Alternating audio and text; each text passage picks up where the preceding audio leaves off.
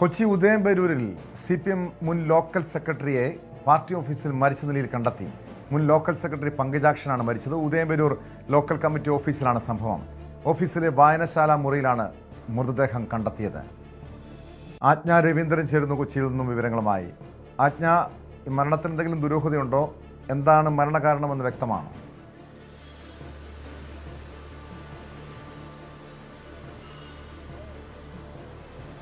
Tom, Udayamperoor CPMന്റെ local സെക്രട്ടറിയാണ്, മുൻ local സെക്രട്ടറിയാണ് മരിച്ച പങ്കജാക്ഷൻ.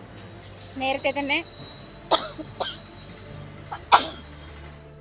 സാമ്പത്തിക ഇടപാടുകളുമായി ബന്ധപ്പെട്ട് അദ്ദേഹം പ്രതിസന്ധിയിലായിരുന്നു എന്ന് തന്നെയാണ് അദ്ദേഹത്തെ അറിയുന്ന ആളുകളൊക്കെ വ്യക്തമാക്കുന്നത്. അങ്ങനെയാണ് 50 ലക്ഷത്തോളം രൂപയുടെ സാമ്പത്തിക ബാധ്യതയുണ്ടായിരുന്നു. നേരത്തെയും ഇത്തരം പ്രശ്നങ്ങൾ അദ്ദേഹത്തിന്റെ സുഹൃത്തുക്കളോട് ഇത്തരം കാര്യങ്ങളൊക്കെ ഷെയർ ചെയ്തിട്ട് പങ്കുവച്ചിരുന്നു എന്നാണ്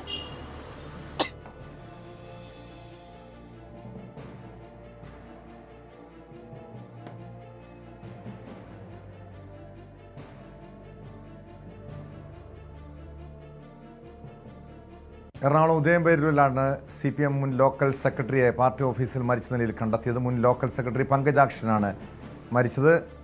ആജ്ഞയിലേക്ക് വീണ്ടും. ആജ്ഞ, എന്താണ് ആത്മഹത്യയാണെന്നാണൊരു പ്രാഥമിക നിഗമനം. എന്താണ് ആത്മഹത്യ കാരണം? ആത്മഹത്യയെക്കുറിച്ച് മറ്റെവിടെ നിന്ന് കണ്ടെത്തിയിട്ടുണ്ടോ?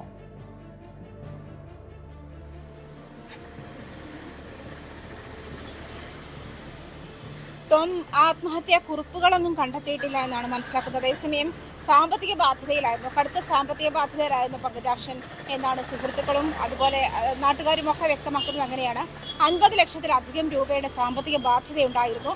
അത് അദ്ദേഹത്തിന് അടുത്ത സുഹൃത്തുക്കളൊക്കെ വ്യക്തമാക്കിയിരുന്നു. അത് മാത്രമല്ല, ഉദയംപേരൂർ മുൻ പഞ്ചായത്ത് പ്രസിഡന്റാണ്. ഇതുമായി ബന്ധപ്പെട്ട് നമ്മളോട് ഈ വിഷയത്തിൽ കൂടുതൽ വിവരങ്ങൾ നമ്മളോട് ഷെയർ ചെയ്തത് അദ്ദേഹമാണ്. അദ്ദേഹം പറയുന്നതനുസരിച്ചും ആരോഗ്യ പ്രശ്നങ്ങളുണ്ടായിരുന്നു. ഈ ആരോഗ്യ പ്രശ്നങ്ങളൊക്കെ അതിജീവിക്കാൻ കഴിയാത്തൊരു സാഹചര്യത്തിലേക്ക് തന്നെ അദ്ദേഹം പോയിരുന്നു. മാത്രമല്ല, സാമ്പത്തികമായുള്ള പ്രശ്നങ്ങൾ, അദ്ദേഹത്തിൻ്റെ വീടും സ്വത്തുവകകളും ഒക്കെ വിറ്റുപോകുന്ന ഒരു സാഹചര്യം ഉണ്ടായിരുന്നു. ഇതൊക്കെ അതിജീവിക്കാൻ കഴിയാത്ത ഒരവസ്ഥയിലേക്ക് തന്നെ നേരത്തെ തന്നെ എത്തിയിരുന്നു. കഴിഞ്ഞ ദിവസം ഈ ഉദയംപേരൂർ പാർട്ടി ഓഫീസിൻ്റെ വായനാമുറിയിലാണ് ഇദ്ദേഹം തൂങ്ങി മരിച്ച നിലയിൽ ഇദ്ദേഹത്തെ കണ്ടെത്തിയത്. ഇന്നലെ വൈകുന്നേരം അദ്ദേഹം അവിടെ എത്തിയിരുന്നു. സാധാരണയായിട്ട് ഈ വായനാമുറി അങ്ങനെ പൂട്ടുന്ന സാഹചര്യമൊന്നുമില്ല. അത് കഴിഞ്ഞ ശേഷം ഇന്നലെ അവിടെ ഉണ്ടായിരുന്ന ആളാണ്. അതേസമയം ഇന്ന് വീണ്ടും രാവിലെ പത്രമിടാൻ വന്ന ആളാണ് കണ്ടത്. ഇദ്ദേഹം തൂങ്ങി നിൽക്കുന്നതായി കണ്ടത് ഇന്ന് രാവിലെ 6 മണിയോട് കൂടിയാണ് ആ ഒരു അവസ്ഥയിലേക്ക് കണ്ടത്. ഒരുപക്ഷെ അത്തരത്തിലെ ഒരു സാഹചര്യത്തിൽ അത്രയും ശാന്തമായിരുന്ന ഒരു സാഹചര്യത്തിൽ ഇത്തരം പ്രശ്നങ്ങളൊക്കെ അലട്ടിയിരുന്നിരിക്കാം എന്നാണ് അത്തരത്തിലുള്ള ഒരു അനുമാനമാണ് സുഹൃത്തുക്കളൊക്കെ ഉള്ളത്. അവരോടൊക്കെ സംസാരിച്ചിരുന്ന സാഹചര്യത്തിലും നേരത്തെ തന്നെ ഈ സാമ്പത്തിക പ്രതിസന്ധി പങ്കജാക്ഷനെ വളരെയധികം ബുദ്ധിമുട്ടിച്ചിരുന്നു എന്നാണ്. അദ്ദേഹത്തിൻ്റെ ഭാര്യയും ഏരിയ കമ്മിറ്റി അംഗമാണ്, CPMന്റെ ഏരിയ കമ്മിറ്റി അംഗമാണ്. അതായത് പാർട്ടിയുടെ സജീവ പ്രവർത്തകർ തന്നെയാണ് ഇപ്പോഴും. ഇദ്ദേഹം നേരത്തെ ലോക്കൽ കമ്മിറ്റി സെക്രട്ടറി ആയിരുന്നു, ഉദയംപേരൂർ ലോക്കൽ കമ്മിറ്റി സെക്രട്ടറി ആയിരുന്നു. അതുപോലെ IOCയുടെ ജീവനക്കാരനായിരുന്നു. അവിടെ നിന്നും കഴിഞ്ഞ വർഷമാണ് അദ്ദേഹം റിട്ടയർമെൻറ്റിലേക്ക് വന്നത്. അതിനുശേഷം ഇപ്പോൾ അദ്ദേഹം ഈ മുഴുവൻ സമയ ഒരു പാർട്ടി പ്രവർത്തകനായി മാറിയിരിക്കുന്ന ഒരു സാഹചര്യം കൂടി ഉണ്ടായിരുന്നു എന്നാണ് മനസ്സിലാക്കാൻ കഴിയുന്നത്. എന്തായാലും സാമ്പത്തിക ബാധ്യതയിലേക്ക് തന്നെയാണ് ആത്മഹത്യയുടെ കാരണം എന്താണെന്നുള്ളത് ഒരു സാഹചര്യത്തിലേക്ക് കൊണ്ടെത്തിക്കുന്നത്. അതായത് അതിനുള്ള ഒരു ഉത്തരമായി മനസ്സിലാവുന്നത് സാമ്പത്തിക ബാധ്യതയാണെന്നാണ്. അത് മാത്രമല്ല, ഈ അദ്ദേഹത്തിന് താങ്ങാനാവുന്നതിലും തരത്തിലുള്ള ആരോഗ്യ പ്രശ്നങ്ങളും ഉണ്ടായിരുന്നു. ഇതൊക്കെ അതിജീവിക്കാൻ ഈ സാമ്പത്തിക ബാധ്യത ഒരു വലിയ പ്രശ്നമായിരുന്ന ഒരു സാഹചര്യം കൂടിയുണ്ട്. അതായത് ആശുപത്രിയിൽ പോകാനും ചികിത്സയ്ക്ക് പണമില്ലാത്ത പങ്കുവച്ചിരുന്നോ പാർട്ടി നേതാക്കളോടോ സഹപ്രവർത്തകരോടോ? ഈ പങ്കജാക്ഷൻ തൻ്റെ ജീവിതത്തിലെ സാമ്പത്തിക പ്രതിസന്ധിയെക്കുറിച്ചോ മറ്റോ വ്യക്തമാക്കിയിരുന്നോ?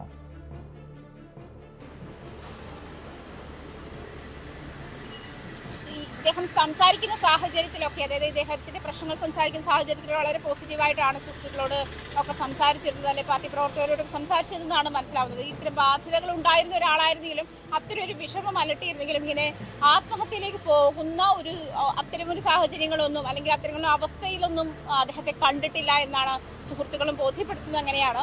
എന്നിരുന്നാലും ഈ സാമ്പത്തിക പ്രതിസന്ധി വല്ലാതെ ഇദ്ദേഹത്തെ അലട്ടിയിരുന്നു. അത് ഈ എങ്ങനെ പരിഹരിക്കും, എങ്ങനെ മീറ്റ് ചെയ്യും എന്നുള്ള ഒരു പ്രശ്നങ്ങളൊക്കെ പങ്കജാക്ഷനെ വല്ലാതെ അലട്ടിയിരുന്നു എന്ന് തന്നെയാണ്. അതിൽ ആ ഒരു പ്രശ്നം കൊണ്ട് അദ്ദേഹം വല്ലാതെ ഡിസ്റ്റർബ്ഡ് ആയിരുന്നു എന്നുള്ള സാഹചര്യമാണ് വെളിപ്പെടുത്തുന്നത്. അത് സുഹൃത്തുക്കളും നാട്ടുകാരോടൊക്കെ നമ്മൾ സംസാരിച്ചിരുന്നു. അവരൊക്കെ പറയുന്നത് അങ്ങനെയാണ്. അതായത് കുറച്ച് നാളുകളായി ഇദ്ദേഹം ഈ പറയുന്ന സാമ്പത്തിക പ്രതിസന്ധിയിലാണ്. 50 ലക്ഷത്തിലധികം രൂപ അദ്ദേഹത്തിന് കടമുണ്ട് എന്നാണ് നാട്ടുകാരുടെ ഒരു കണക്കുകൂട്ടലിൽ നിന്നും അല്ലെങ്കിൽ അവരുടെ ഒരു പ്രതികരണത്തിൽ നിന്നും മനസ്സിലായത്. അങ്ങനെയാണ് കേട്ടോ. തീർച്ചയായും, കാരണം അതേക്കുറിച്ച് എന്തായാലും പരിശോധിക്കണം. എങ്ങനെയാണ് ഈ സാമ്പത്തിക ബാധ്യത ഉണ്ടായതെന്ന് നമുക്കറിയാം. പല പ്രാദേശിക രാഷ്ട്രീയ നേതാക്കളുടെ ജീവിതവും പരിശോധിച്ചു കഴിഞ്ഞാൽ സമാനമായ അവസ്ഥയുണ്ട്. പ്രത്യേകിച്ചും ജനപ്രതിനിധിയായിരുന്ന വ്യക്തിയാണ്. ഇക്കാലത്ത് മറ്റൊരു തരത്തിലുള്ള നിയമവിരുദ്ധ നടപടികൾ ചെയ്യാത്ത, അതിന് കൂട്ടുനിൽക്കാത്ത പല രാഷ്ട്രീയ നേതാക്കളുടെയും അവസ്ഥ ഇതുതന്നെയാണ്.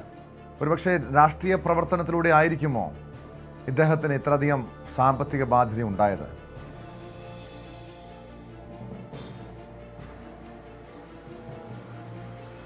കുടുംബ പ്രശ്നങ്ങളിലൂടെ എന്നാണ്. അതായത് കുടുംബത്തിലെ പല പ്രശ്നങ്ങൾ മീറ്റ് ചെയ്യാൻ വേണ്ടി വീടും വസ്തുവൊക്കെ വിറ്റു എന്നാണ് അറിയാൻ കഴിഞ്ഞത്. അങ്ങനെയാണ് ടോം സൂചിപ്പിച്ചതുപോലെയുള്ള സാഹചര്യങ്ങൾ ഏതെങ്കിലും ഉണ്ടോ, അത്തരമെങ്കിലും ദുരൂഹ സാഹചര്യത്തിലാണോ അദ്ദേഹം മരിച്ചത് എന്നുള്ള കാര്യങ്ങളൊക്കെ അന്വേഷിക്കേണ്ടിയിരിക്കുന്നു. അതിലിനിയും വ്യക്തത വരാനുണ്ട്. എന്നിരുന്നാലും മൊത്തത്തിൽ ഒരു സംസാരം അനുസരിച്ചിട്ടും അല്ലെങ്കിൽ ആളുകളുടെ ഒരു പ്രതികരണമൊക്കെ അനുസരിച്ചും കുടുംബത്തിലെ പ്രശ്നം കൊണ്ട് അല്ലെങ്കിൽ കുടുംബത്തിലെ സാമ്പത്തിക ബാധ്യത തീർക്കാൻ അദ്ദേഹം വീടും പറമ്പും വിറ്റു എന്നാണ് അറിയാൻ കഴിഞ്ഞത്. അങ്ങനെയാണ്. അതിനുശേഷവും അദ്ദേഹത്തിന് 50 ലക്ഷത്തിലധികം രൂപയുടെ കടമുണ്ടായിരുന്നു. ഈ കുടുംബ സ്വത്ത് വിറ്റ ശേഷവും അദ്ദേഹത്തിന് അത് മീറ്റ് ചെയ്യാൻ കഴിഞ്ഞിരുന്നില്ല എന്നാണ് മനസ്സിലാക്കുന്നത്. അങ്ങനെയാണ്. എന്തായാലും പോലീസ് ഇൻക്വസ്റ്റ് നടപടികൾ പൂർത്തിയാക്കിയ ശേഷം മൃതദേഹം വിട്ടുനിൽക്കും. ഈ ഭാര്യയും ഏരിയ കമ്മിറ്റി അംഗമാണ്. ഈ ഉദയംപേരൂർ CPMന്റെ ഉദയംപേരൂർ ലോക്കൽ കമ്മിറ്റിയിലും ഇവർ രണ്ടുപേരും ഭാര്യയും ഭർത്താവും സജീവ പ്രവർത്തകരുമാണ്. അങ്ങനെയാണ് നിലവിലുള്ളത്. എന്തായാലും എല്ലാ ദിവസവും അദ്ദേഹം അവിടെ എത്താറുള്ള ആളൊക്കെ തന്നെയായിരുന്നു. അതായത് വായനശാലയിൽ എത്താറുള്ള ആളൊക്കെ തന്നെയായിരുന്നു. ഈ CPMന്റെ പാർട്ടി ഓഫീസിലെ വായനശാല അങ്ങനെ അടച്ചിടുന്നത് ആയിരുന്നില്ല. അദ്ദേഹം ഇന്നലെ അവിടുന്ന് പോയിട്ടില്ല എന്നാണ് മനസ്സിലാക്കുന്നത്. എന്തായാലും രാവിലെ 6 മണിക്ക് പത്രമിടാൻ വന്ന ആളാണ് മൃതദേഹം കണ്ടത്. വ്യക്തമാണ്. കൊച്ചിയിൽ നാജ്ഞ രവീന്ദ്രനാണ് വിവരങ്ങൾ നൽകിയത്.